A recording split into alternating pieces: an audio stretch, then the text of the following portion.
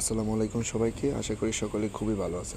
তো আজকে হচ্ছে আমরা ভগ্নাংশের যোগ দেখব, যে 13/7 এবং 13/2 দুইটা ভগ্নাংশ আছে। তো এই দুইটা ভগ্নাংশের যোগ কীভাবে করব।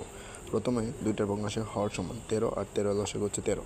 এখন 13কে 13 দ্বারা ভাগ করলে হচ্ছে 1, তাহলে 7 7, ঠিক আছে।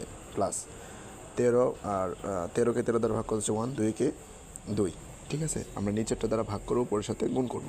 তো 7 আর 2 যোগ করলে কত হচ্ছে 9। তার মানে আমরা লিখতে পারি 13/9, অর্থাৎ 9/13। এটা হচ্ছে 7/13 ও 2/13 দুইটা ভগ্নাংশের আনসার। আচ্ছা, এখন হচ্ছে আমরা দুইটা ভগ্নাংশের বিয়োগ দেখব, 7/13 এবং 2/13 দুইটা ভগ্নাংশের বিয়োগ। তো এটা সেমভাবে 13 আর 13 লসাগু নিলাম 13, 13কে 13 দ্বারা ভাগ করলে হচ্ছে 1, 7 7 মাইনাস 2 2। তো 7 থেকে 2 চলে গেলে থাকে 5, তার মানে এটা হচ্ছে কত 5/13। তো দুইটা ভগ্নাংশ আমরা যোগ দেখলাম, কি দেখলাম, বিয়োগ দেখলাম। তো আশা করি এরকম যোগ বিয়োগ আসলে আপনারা